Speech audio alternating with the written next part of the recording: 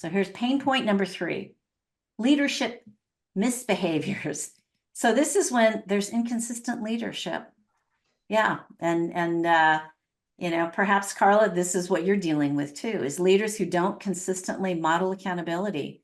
They send mixed signals to their teams, and it really undermines that culture of responsibility. They are not walking their talk. So, and again, you can lead from the middle and walk your talk. And lack of constructive feedback. So when leaders really fail to provide timely, specific, constructive feedback, team members don't know where they're at. They don't know what's actually happening. They don't understand their shortcomings or what they need to improve. And so what happens is that then there's repeated mistakes or the blame culture. So this is when leaders deflect. You know what? It's finances problem. You know what? It's production's problem. You know what? It's HR's problem. And so in looking, and if your leader's doing that, that's exactly, they're just feeding into it. And so it really fosters a mentality within teams leading to a toxic work environment. So here's our solutions. And again, these might be solutions that help you, or again, if you've got some suggestions in the chat, we are open to those as well too. So leadership behaviors. This is the role of leaders to model accountability.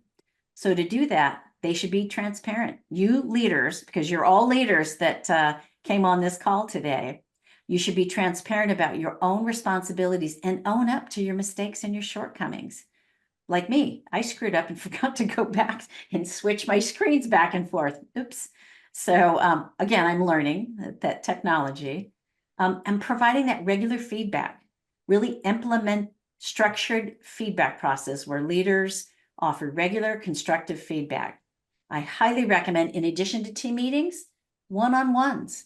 And maybe it's for you to find out that time frame, but if you have got one-on-ones, you find out what's really going on. And if there are challenges, or maybe they want to be challenged, maybe they want more, maybe they want to be, they want to take your job and they want that next level of leadership. Should not be threatened by that. You should be excited about that.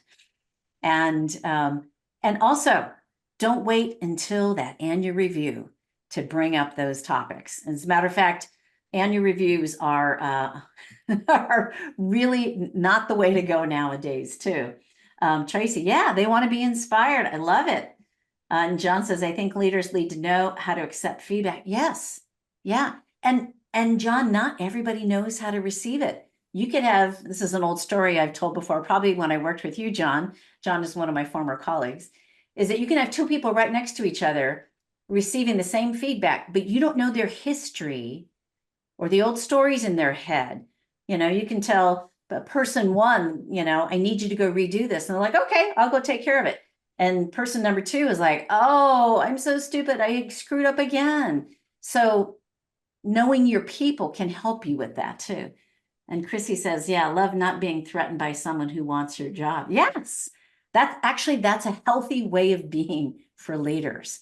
And that's the part of, to replace yourself, bring up your leaders so that you can then move up to the next position as well too. Great feedback. Thank you. And here we go. And foster a blame-free environment. Encourage a culture where focus is really on the solutions and not assigning blame. So when a mistake happens, lead by example. I know that when John and I worked together in human resources years ago, believe me, I think we had a different crisis every day because we had so many employees we were dealing with. And, so when the crisis happened and we helped solve the problem, then we'd get together and say, okay, so now what did we learn from this? What are we going to do next time? And so that was the part of my job as a leader, was to make sure they knew, because I may not have been there, of what to do next. So yeah, that was definitely helpful. And it probably helps you even today, John, because I'm sure you do those exact same things now. So